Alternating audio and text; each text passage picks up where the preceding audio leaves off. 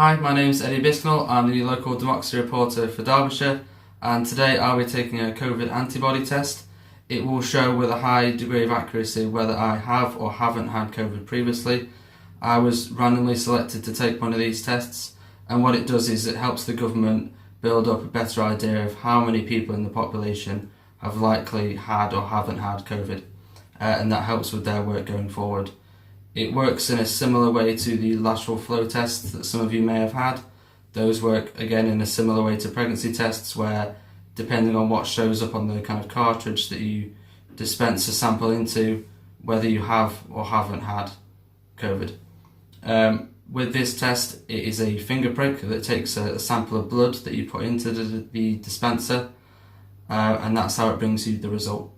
The result takes a short amount of time to complete, and then once I've got my results, I'll send those off to help with the information building going forward. It does say that you can do the test by yourself, but it does advise that you have someone within your household help you carry out the test.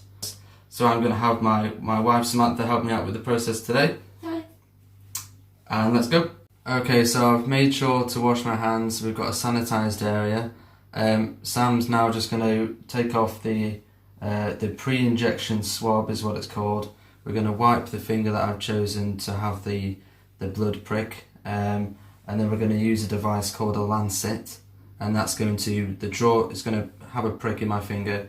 It's going to draw the blood out, and then we're going to dispense that into the kind of device that's like the lateral flow test. Okay. Ready?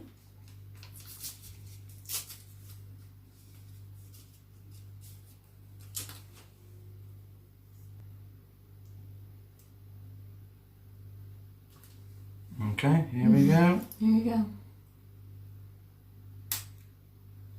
Right, now you just squeeze it. It feels similar to just kind of catching your finger in a zip or something.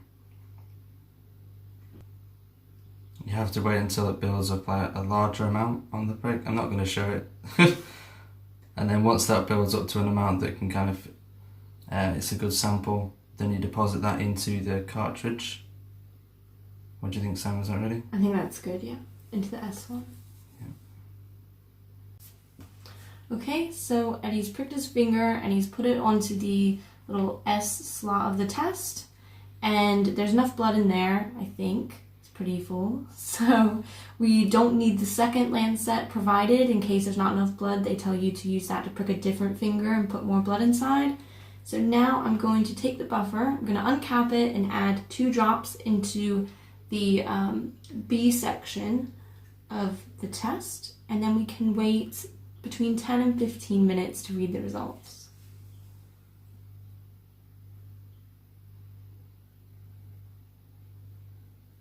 And it does say if you don't get a result within a minute, or start seeing a result within a minute, then to add 1 more drop of the buffer solution and see how that goes. Okay, so we've waited the required amount of time. My test results come back and it does show negative, so it's highly likely that I've not had COVID previously. Now all I need to do is send off my results so they can be gathered by government and used to gain a better picture of how many people nationally have or haven't had COVID. Thank you for watching.